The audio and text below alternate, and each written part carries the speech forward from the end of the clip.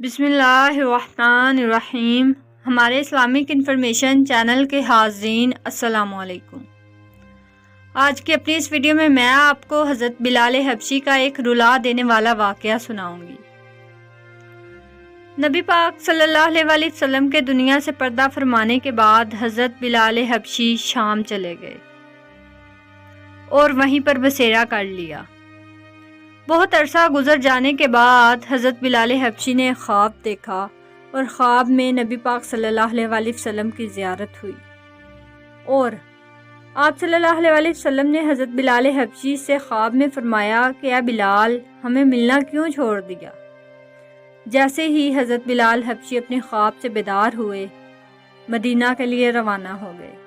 کئی دن کی مسافت کے بعد مدینہ منورہ پہنچے، مسجد میں حاضری دی اور روضہ رسول پر پہنچے، وہیں بے ہوش ہو کر گر پڑے۔ اہل مدینہ نے حضرت بلال حبشی کو ہوش دلائی اور ان سے کہا کہ ایک بار وہی اذان سنا دے سرکار کے زمانہ والی۔ حضرت بلال نے معذرت کی اور کہا کہ اب مجھ سے برداشت نہیں ہوگا۔ لوگوں نے حسنین سے کہلوایا، اب انکار ناممکن تھا۔ اذان شروع کی تو اہل مدینہ رو پڑے، دل قابو میں نہ رہے۔ پیارے آقا کا زمانہ تازہ ہو گیا، عورتیں بچے سب نکل آئے، غم سے نڈھال بے قرار، ہچکیاں بندھ گئی۔